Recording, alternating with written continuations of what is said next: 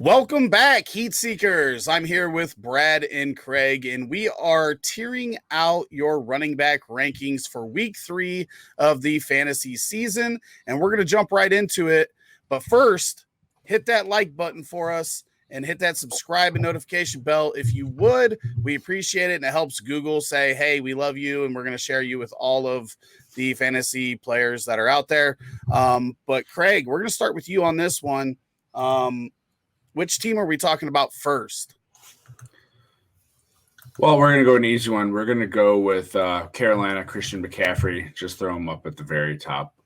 He's pretty much there every week, and the only guy really worth talking about on the team. Zero arguments. All right, so I would throw another RB1 overall up there. Let's do Dalvin Cook from Minnesota. He's healthy, although he kept getting banged up in the game, but he's definitely got top running back overall value in my mind.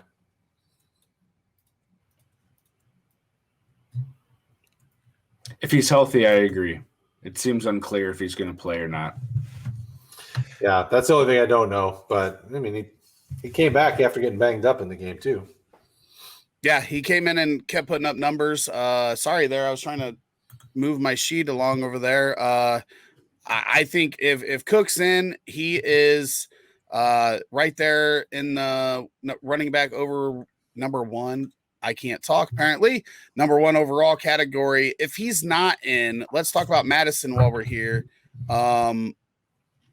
Where would you have Mattison if Cook is out? I would have him in RB2 upside. Yeah, probably.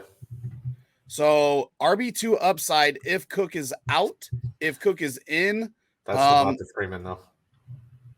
Yeah, that is purple shirt. Top row still, 4th, 5th over. There. 2 upside with Cook out. Probably not even flexible, right? If Cook is in. Yeah. Oh yeah, no, not even. Alvin Kamara, Saints running backs, wide receiver or running back 1 overall as well. Probably wide receiver 1 too. Yeah. Any detractors there on Alvin Kamara? No. I would. So that's me next. I go Monty. Give me top 6 RB upside with David Montgomery. People are finally, I think, starting to believe in him like we do, and he's awesome. Kraig, any concerns hold on. there? Talk about Damian Williams too while we're there. Is he even on the board at all? I wouldn't. I mean, I've yet to do anything with Damian Williams. I don't feel comfortable putting him in my lineups at this point still. Kraig, what do you think? If they're getting blown out so far this year, they've shown, they'll put him in and throw to him a little bit. But by and large, like this close game this past week against Cincinnati, he barely had anything. Yeah, I'm not putting him or for the last one that we talked about, Tony Jones, really on the list unless something happens to the starter ahead of him. Oh, yeah. No, Tony Jones not yet either. So where do you have Montgomery then, Kraig? I have him the same place Brad did there in the top 6 RB upside. All right. We are on the same page there. Okay. So is that me up? No, that was me that picked Monty, so it's Kraig. Okay, we will go with Tennessee. Derrick Henry, RB1 upside. Clearly, he still has it at the moment, and that Colts defense has shown to itself to have a little bit more issues than maybe we'd expected. So, King Henry is still an RB1. Yep, I would agree. All right. Next, I'm going to go with Dallas. We've got Pollard and Zeke that need to be talked about here. Pollard being used a lot more than I think people expected.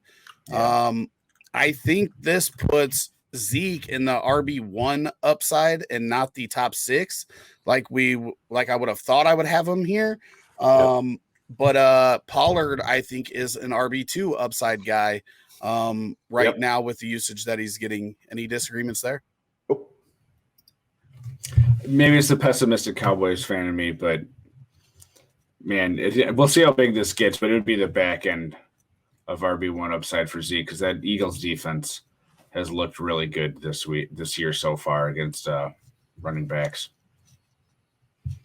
Well, the nice thing about both of these guys is that they're going to get used in the passing game as well, and that kind of helps with the, if it's a tough rushing matchup, could help with catching the ball a little bit out of the backfield. Brad, what team we going to next?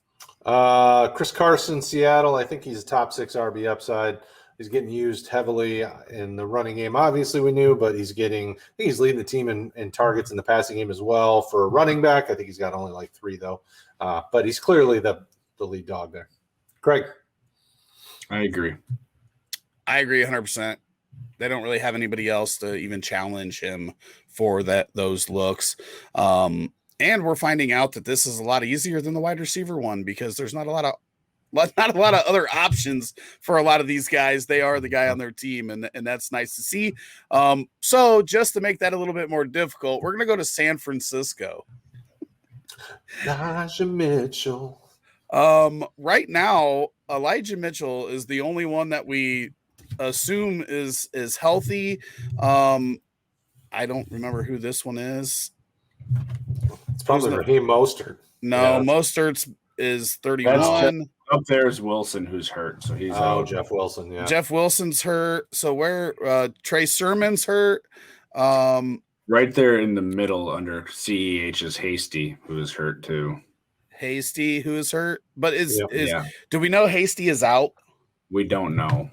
Okay, so that's an iffy one. Typically with San Francisco, we would probably have at least 2 guys that are flex upside, right?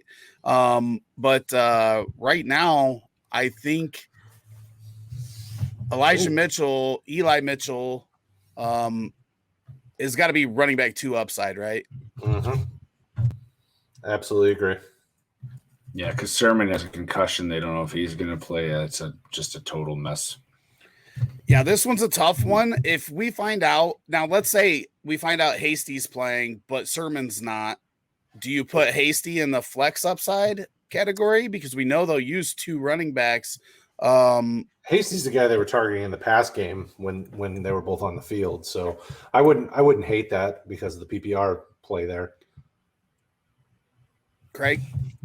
I agree. So Hasty, depending on health, would be a flex upside with running back 2 upside for Mitchell. Yep.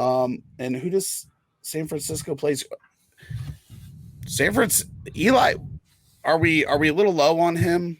I mean, he could be an RB1 for sure, but the thing I struggle with is though he was the only healthy running back in week 1 after all the injuries and balled out. And then week 2, it felt like they were still trying to get other people ahead of him. Like, it feels like, do they not appreciate him enough for what he can do?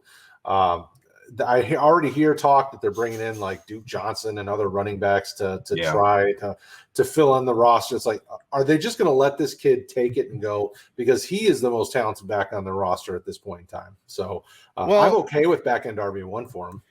I don't think just because they bring people in, they're trying to put somebody ahead of him.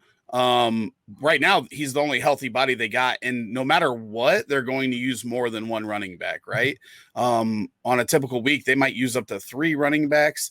Even if he gets double the carries of the next guy or whatever. Mm-hmm.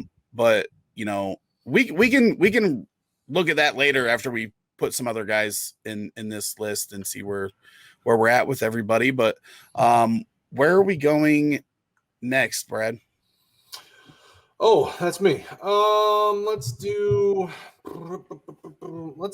Let's talk about the Browns running back situation.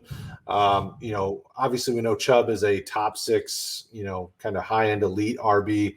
Hunt is the next one that he's the 3rd row, 4th one over. Harris covering his name basically.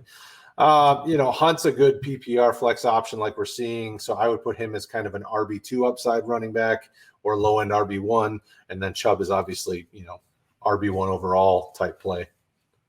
Kraig? I agree with that. So you said Chubb as a top 6, and then you said number 1 overall. Oh, I was looking at who the two we have as top 6. I'm like, oh, I could see him as an RB1 overall. So unless you guys have a strong feeling either way, Hunt was the other one that I think is interesting because I guess I'd probably put Chubb top 6. Okay. With Hunt as like back end 2. Yeah, I think Hunt is more top end 2. We've seen it week 1, like both of them can go off on the same week, and especially if we see a week, I think this could also determine, like, Hunt might be a wide receiver or running back 1 if Odell and Landry are out. Like, they might just run both of these guys 20 plus times and use both of them more out of the backfield catching the ball if Peoples-Jones and Schwartz are their top 2 receivers active. So I think that would play a big part into where Hunt goes, because they may just run him out in the slot as a receiver for a bunch of the game because he's that good at receiving. But yep, I'm good with where we've got them right now. Kraig, where are we going? I'm going to go to Atlanta with Mike Davis and Cordarrelle Patterson, who's being used as a running back, and I know in some sites he has running back eligibility. So if you can, he's great there. If not, sorry, worth playing as a wide receiver. I think it's sort of a flex, and I think honestly they're both flexes for me at this point. The way that offense has looked, I don't have a whole lot of trust that they're going to continue to use Patterson this way this whole year, and Davis. It's just a bad offense. Panthers last year were better than what he's working with right now in terms of blocking. Yep. I'm going to agree with you on both. Whether we like it or not, they're using Patterson and utilizing him a lot, and even in the red zone running the ball, right? So if that offense does improve, I think he's got some value. Let's go to Detroit. We seen even tonight in the first half, both the running backs look good. They were getting action. Detroit's got Baltimore next week. Where do we feel comfortable playing these guys? Because they do look like they're pretty much splitting everything at this time. Yeah, if they get down and they have to turn to the passing game, it ruins both these guys' value. I think Swift is the better play of the two still, but in my mind, I mean, RB2s are about the best I'm hoping for either of these guys right now until we figure out which one is really the guy there is their top back. That's where I'm at. Kraig, what about you? Yeah, I mean, when we're ordering him, I'd have Swift. I mean, he still feels like the lead dog of the two, so I'd probably have him higher up in that list with Williams more towards the back end, but they still feel like they're both in that same general area. And this week, they're playing Baltimore, who very good chance of being something similar to what we saw this week against Green Bay. So I will say that I feel like when they're behind, it's better for these guys in PPR leagues. Because I feel like they're going to get more of those dump offs in the first half. We didn't see that. Then obviously it started raining a little bit, and I don't know how much all that played into it, but I feel like them losing is better for both these running backs in PPR leagues. But I agree that I don't feel comfortable with this offense. So Swift at the top and Williams at the back end of that running back two, I would be completely fine with. We just need Detroit to continue losing and being down, and it works out for everybody that's got those guys. I don't want Detroit to keep losing. Too bad. You're used to it. So. Too bad. Yeah, like let's not get crazy here. Brad, where are we going next? Austin Ekeler. We'll go with the Chargers backfield. Ekeler is, probably still an RB1 upside for me play, and he's really the only Chargers running back I'm super excited about. What do you think, Kraig? Yeah, I mean, Roundtree has been getting more work than I think people had anticipated, just based on how they'd used guys in the past. But, 8 attempts week 1, 1 in week 2, even in what was a close game, Brownshew's probably not on the list for me right now. And then I like where you had Ekeler. Yeah, I would probably be top 6 upside just because of the PPR potential with Ekeler, but I'm fine with him at the, top of the RB1 position. So, Kraig, where we go next? We're going to do feels like an easy one, Joe Mixon. I'm putting him in that above Zeke in that RB1. Yep. Yeah, they're gonna continue to utilize him a lot in both parts of the game, but can their offense move the ball outside of him is the question. Obviously, this past week, right, Burrow went 199 passes without throwing an interception and then threw one on 3 consecutive passes, which isn't going to typically happen. So I think Mixon definitely has some upside here. I just had my eye on another back. Oh, Aaron Jones and AJ Dillon. We can just talk about both of those. I'm not putting Dillon in a lineup yet, so I don't even feel real comfortable flexing him. But yeah. Jones, top 6 upside for me. Yep. Agreed. Brad. Let's go to Arizona with what has been a suspect running game. I think Chase Edmonds, because the PPR value gets you either high-end RB2 or real low-end RB1 potential. James Conner's flex at best right now until they get that running game going. Kraig, what do you think? Yeah, Conner, he just isn't doing anything. He's getting volume. And maybe this week, I guess, against Jacksonville, I'd probably be comfortable putting him as a flex. And then Edmonds I have in the 2 level, yeah. Here's my question. Who would you start first, Kareem Hunt or Chase Edmonds? Hunt. Okay, so we'll go ahead and throw him back here. And then I do agree, Conner, with the touches he's getting, at some point he's going to have a little more value than he's had so far. So I'm fine with flexing him in a game where he should get plenty of run against a bad defense. Kraig, where are we going next?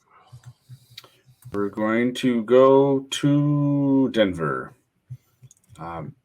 It's against the Jets this week, so I think you could put Javonte Williams in as a flex consideration. He has been getting a little bit of play, but not a ton. Gordon is still the guy there, and he's in that RB2, top of the RB2 area for me. Yeah.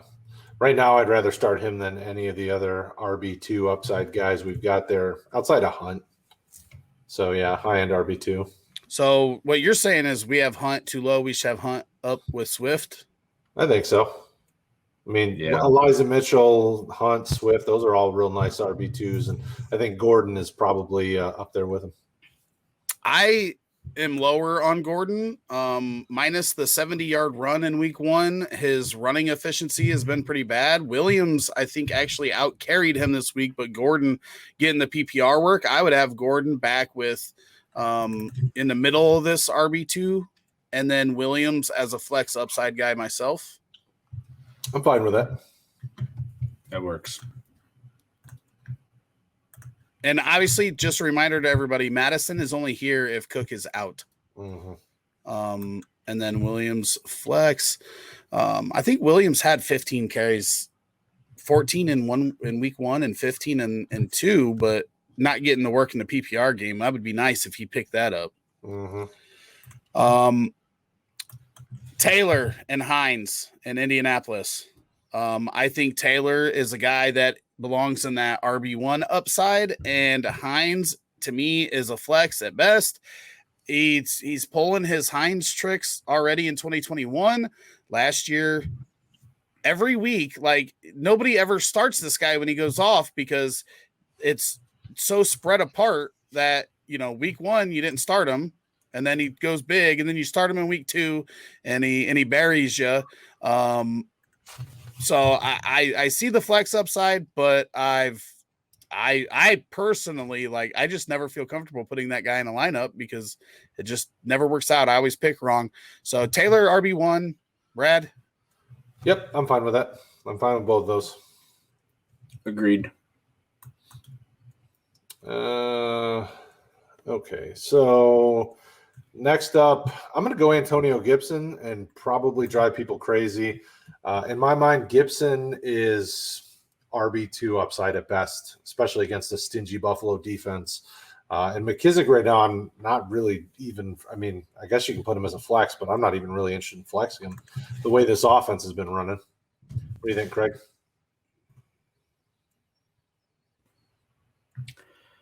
Yeah, I mean that's a weird one. I mean Gibson definitely has that high upside, but he just hasn't done it this year so far. And like you said, that's a tough Buffalo team. And I think a lot of people, they see that one big week for a backup running back like McKissick, maybe at the back end of that flex, but you could almost just leave him off of this list too with all the guys that we have. I would rather start McKissick over Hines personally. McKissick, going back to last year, was consistent in the second half of the year with the receptions, and obviously that's where he makes his fantasy production come in. But Hines is really, similar to that. But McKissick's been over the last year and 2 games way more consistent than Hines to me. And if we feel do you guys feel like Buffalo's the favorite here over Washington? Because McKissick, if they're trailing like last week, seems to be the guy that they're going to use in those situations. I mean, Gibson's going to get the volume of rushing attempts, and then McKissick's going to get the passing work. So it's, if you want to put, I'm sure if Buffalo's offense can get back on the page that it was last year, it should start really producing at a higher level. But Washington's defense isn't terrible either. I mean, it's a strong defense, so it'll be a tough matchup, which is why I still think Gibson gives you better upside this week. But I'm okay with where we have them. It's just a tough one. I mean, people love Gibson, but he's just not been producing, and McKissick, at least last week, did. Week 1, he was nothing. I think he actually put up 0, right? Yeah. I don't 1 point or something. But I mean, that's what I'm saying is that we're getting the same thing from McKissick and Hines so far this year, except for their weeks are flopped. One was good in week 1, the other one was good in week 2. But when you go back to last year, McKissick has more consistency. Yeah. And they're both in the same offenses. If McKissick was in, a different offense last year, I wouldn't consider that. But they do like him there in Washington. Who was that? You, Brad? That was me. So all right, Kraig. I'm going to go with one of the easy ones left, Naji Harris. He's going against Cincinnati this week. I'm not ready to put him in the top 6 RB upside, but he's RB 1 upside for me. Absolutely. Yeah, I would have to agree with that. But have you guys been as surprised about the front in Cincy as I've been the first 2 weeks? Because I feel like their front 7 has been playing pretty well against the run here. Yeah, I mean they're a top. I think they're top 15 against the run. I think they're 11 or 12, somewhere around there. So they've done a good job, but they have talent on there. Bringing in DJ Reader and some of these other pieces. So it needed to click at some point. I just didn't expect them to be that good versus the run so fast, because I feel like they got a lot better real quick. All right, let's go with the Buffalo running backs. Right now, I'm thinking that Singletary is a flex for me. He's actually played pretty well so far this year. And, despite Moss having 2 touchdowns, I'm not comfortable putting him in my lineup yet. I don't even want to flex him because he still only had 8 carries in week 2. And it was only a week before that he was a healthy scratch. So Singletary is the only guy that I feel comfortable starting. Do you feel differently there, Brad? No, I think Washington's against the run defense has been a little rough. So I could see Moss getting more involved if they focus on trying to run the ball. But right now, Singletary is the only running back on that team that I'm starting at this point.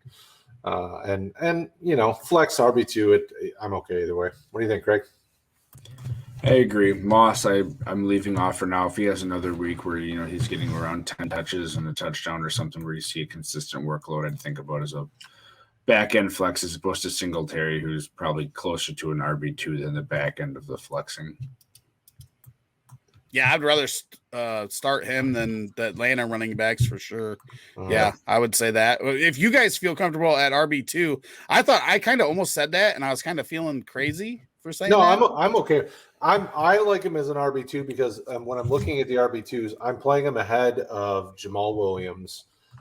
Edmonds, that's a toss-up. I mean, Singletary is going to get more rushing attempts. Edmonds is more of the pass catcher, but Singletary is going to get some pass catching. So, yeah, that's kind of debatable. But I'm okay. Are you starting him ahead of Jamal Williams? Is the question. Yes, for sure. Kraig? Yeah. Okay, so then he belongs in the RB2. That answers that. Kraig, wait, I did Buffalo. Wait, that was me. I'll go Gaskin. You got you're hovering over him. Give me the Miami running game. This is Gaskin, or is that Malcolm Brown? Oh, that might be Malcolm Brown. No, Gaskin's 37. Gaskin's right here. Yeah, right there. I mean, in my mind right now, with the way these guys have been rolling, and they're going against the Raiders this week, I mean, their flex is at best in my mind. What do you think, Kraig?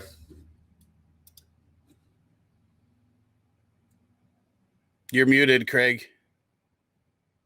Sorry. Yeah, Gaskin is the guy in the other two I'm not putting into lineups. So flex, top of the flex is about right. All right, Kraig, where are you going? I'm going to do something similar here. Houston, they look so good, and they have three guys splitting time here, but none of them, last week anyway, none of them really did much of anything. They all had some carries, some touches, some points, but it's a whole bunch of blah that I ideally do nothing with. I mean, I guess Ingram and Lindsay seem to be the two main guys that if you want to really throw at the back end of the flex, but. Well, so the tough thing is they're going against the top defense in football right now, the Carolina Panthers.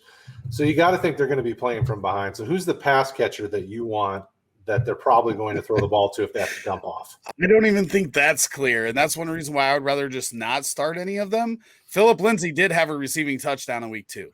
Yeah, Phillip Lindsay is, in my mind, a flexible option, but that's it. He's only got 2 targets, too. Yeah, he's never been a PPR back. People for a while, they saw him as a PPR back, but he's never been a PPR back in his career. I would rather, unless you have terrible options for your flex, I would just stay away from these guys because I don't know what's going to happen week to week. That's my personal opinion. Kraig, what do you think? I'm not feeling good about any of them. That's why I said, I mean, leave them off the list. I'm fine with if you had to either at the very end of whatever list we come up with. Yeah. If I had to rank them, because there's going to be people out there that inevitably need to flex in a running back, I want Phillip Lindsay, then David Johnson, then Mark Ingram. If I had to pick any of those three, I would be Lindsay, Ingram, because he's the one getting the touch. I think he had 26 carries in week 1. That only equaled like 86 yards, which is one of the reasons why I don't want to play any of these guys. But sure.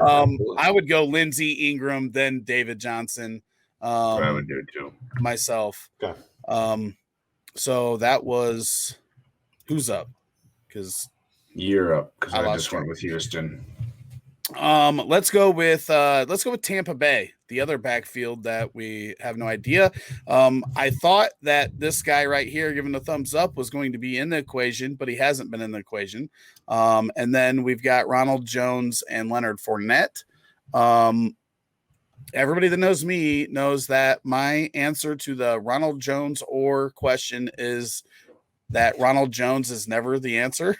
Nope.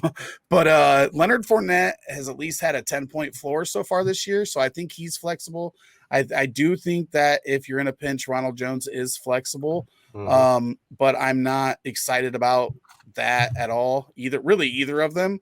But Gio Bernard, who I thought was going to be more the James White role, maybe he gets there as he's with the team more, but I don't think he even belongs in a lineup at this point until they show that they're going to use him. Yep. So it's just the only one I'm playing. Fournette and Jones in the flex. Yeah, I'm even okay leaving Jones off the list at this point. I mean, Fournette's the only one that I'm even touching my lineups right now. My reason for Jones being flex option is just because we do know that if something would happen, he does have the upside on a given week. It's just so inconsistent. Mm-hmm. Kraig? I agree with you. All right, so he sounded real thrilled about agreeing. But neither one's exciting. It's not at all. Not at all. I think so. Oh, go ahead. No, I was just gonna say I think we can just move up some of these guys that we need to talk about, and leave some of these other guys that I think are clearly off our list. So I'm just gonna move these guys to the top. Yeah, we probably need to talk about the Rams next. I know Darrell Henderson right now is a top 16, 17 fantasy running back, but he's hurt, so we're not entirely sure if he's going to be playing this week.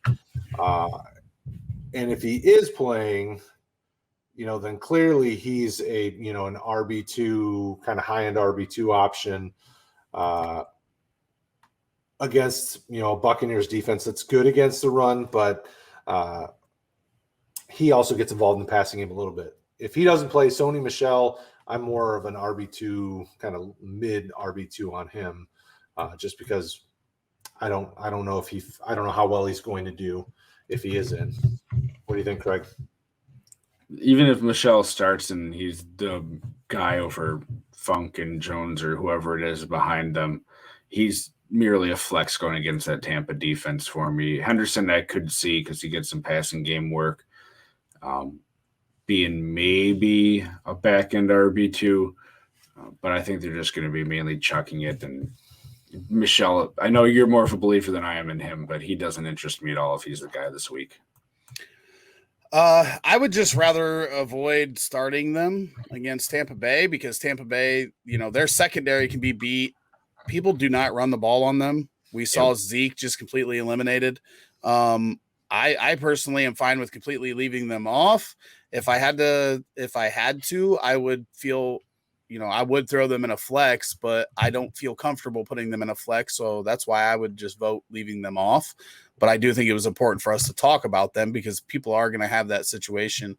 So only flex if you have to. Is that what we're saying? I'm okay with that.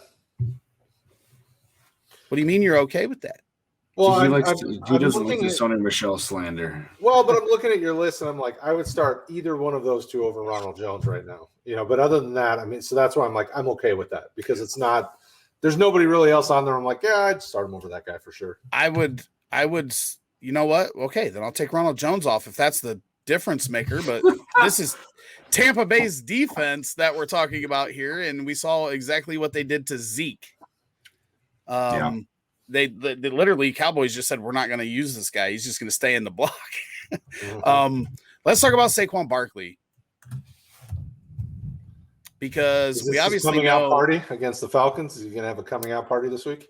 Good chance. I think with obviously from week 1 to week 2 he had the short week. From week 2 to week 3 he's got the long week because they played on Thursday and they get a couple extra days of rest.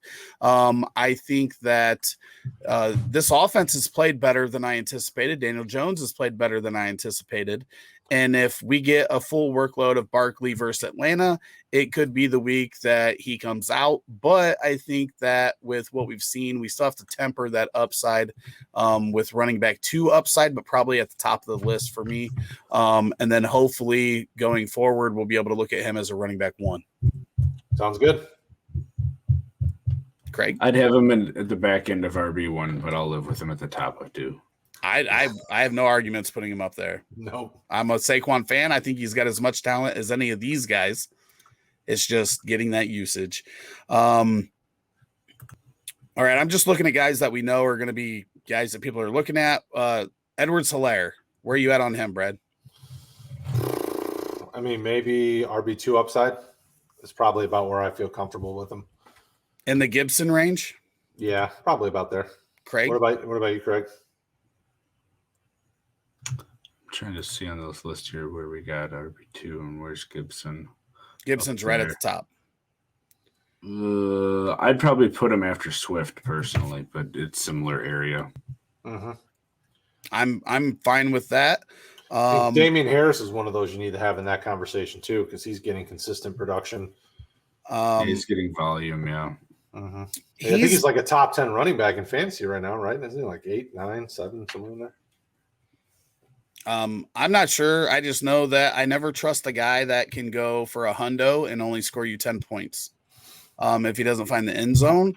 And that's why he would be at the back end of the RB2 conversation for me, because I would rather have Melvin Gordon, who I feel comfortable is getting 7 targets in a game, than Harris, who has to get 20 carries and a touchdown to equal those 7 receptions or targets that Gordon's going to get. So I would have him in mid RB2 there, similar to Mattison if Mattison started and Cook was out. Are you putting James White back there too, just because all that receiving work that he's getting? I would have him. I think he does belong in that RB2 category right now. I'm okay with that. Which one of those guys are you starting first, Brad? Probably Damian Harris, just because of the pure amount of volume he gets. James White's going to go, it's going to be up and down with the amount of receptions or targets he gets each week. Or Damian Harris, we know, is getting a ton of rushing attempts, but White could have a higher ceiling with those, receptions becoming touchdowns or something of the like. Kraig, what are your thoughts there? I'm starting both in a flex if I can. I mean, our RB2 at back end sort of feels like they're upside with what they've done this year. But that's who Mac Jones is going to be dealing with them with. They're RB2s for me. So okay, James Robinson in Jacksonville. Where are you going with him? Flex. I mean, and Hyde's not in consideration. Nope. Same here with me. Josh Jacobs, Kenyon Drake. What are we doing with them over there in Las Vegas? Because I assume Jacobs is going to play this week, right? He's not out for an extended amount of time. I don't think so. If he plays, he would be at the top of the running back 2 category for me. And I'm then okay with that. Drake in the flex as much as he's being used in the pass game. That's where I would be. I like it. Kraig? Yeah, the last news is that Jacobs is very questionable for whatever that means. But if he were to be healthy, I agree with what you said, and Drake probably gets bumped up a little bit again if he doesn't play because, Miami, I would say that. I think there's going to be a lot of running in that game. So I'm going to have Drake at the top of the flex. If Jacobs is out, I think he moves into that RB2 just because of the amount of work. What about Miles Sanders over in Philly, Kraig? What do you think about him? And Gainwell? Gainwell's a flex with how much they're using in the passing game, and I think Sanders is like probably a mid-ish RB2 for me. Yeah, I'm okay with that. Like CEH Swift area? Mm-hmm. That looks about right, yeah. I'm with you there. I'm just looking through these guys. We got to talk about Baltimore. Yeah. Baltimore, we got Williams and Murray. Tyson Williams is an RB2 for me easily. Especially against Detroit, he really could even be up. He probably is going to hit RB1 type potential against Detroit. Murray's probably like if they think a game's going to get out of control, maybe a mid flex because they are going to run. They're going to use them. Mm-hmm. Okay, where do you have Williams? Where you guys had said probably near the top of the RB2s for this week. RB2, I'm good with that. Murray ahead of Connor, right? Do you have him ahead of Connor or right with Connor? Yeah, Williams. Right with them because they both have a chance in those games to get out of control and run a lot more. Okay. Are you guys Jets flexing? Are the last team, That's what I was getting ready to say are you guys flexing any of these Jets running backs? Because I don't think we have any of them in running back 2 category, right? Or am I thinking crazy here? I mean, Michael Carter looks like he's finally starting to get the love, but I'm not comfortable flexing any of them yet. I think, if you had to, I would go right now. I would still go Ty Johnson and then Carter. Don't really want anything to do with Coleman. Yeah, no. Do I have there's Carter. that's how I would have them ranked if you do have to start them. They would be probably behind Jones and stuff for me on the guys that I don't really want to start. But if I have to, with Phillip Lindsay style action here, he'd probably be at the top. Did we have Lindsay in as a flex or no? Did we say just to say? No, well, no. I was the only one. Yeah, I'm about to say I was the only one that said he's probably got flex potential, but we all agreed leave him off for now. Okay, well, we need you guys to let us know what you agree with, what you don't agree with. You can use these tiers to set up your start sit questions if you have a couple running backs that you're trying to figure out. If if something happens and somebody's out, you can come back Sunday morning for the Boom Bust Show at 10:30 Eastern and ask your start sit questions. And you can also find this on rotoheat.com. We will have the image up for you, and you can just check the description of this video for that link. Until next week, see you later and good luck.